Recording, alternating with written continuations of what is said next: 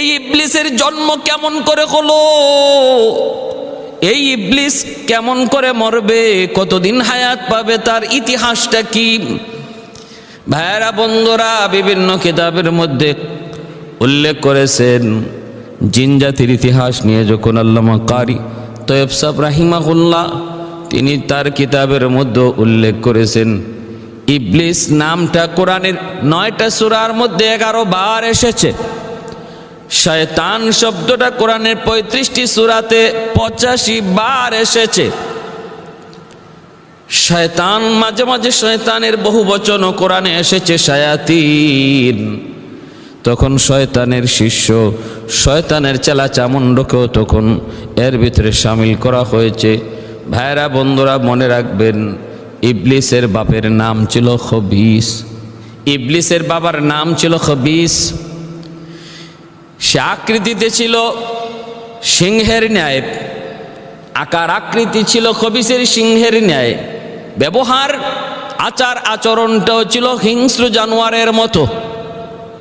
কিন্তু খারাপ জিনদের সে মাথার মুকুট ছিল, খারাপ জিন্নাতের বাদশা ছিল, খারাপ জিন্নাতের বাদশা ছিল ইবলিসের বাপ খবিস।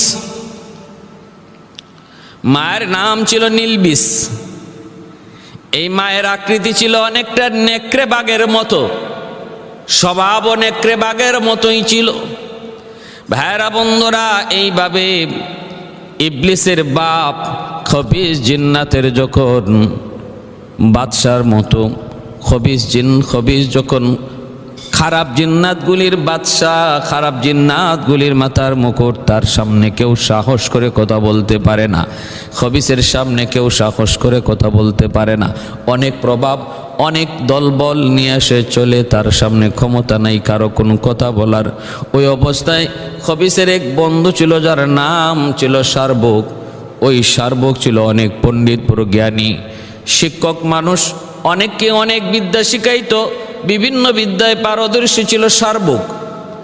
ইবলিসের বাপ খবিসের এক বন্ধু ছিল যার নাম ছিল শারবুক। ওই শারবুক ছিল পণ্ডিত, বহু শাস্ত্রে পারদর্শী, বিভিন্ন বিদ্যা মানুষকে শিখাইতো, এজন্য তারে উস্তাদ বলা হতো, উস্তাদ। ইবলিসের বাপ খবিস তার বন্ধু শারবুকের কাছে ইবলিসকে দিয়া দিল লেখাপড়া করানোর জন্য, শিক্ষা দীক্ষা দেওয়ার জন্য, বিভিন্ন শাস্ত্র নিয়ে তারে জ্ঞান দেওয়ার জন্য।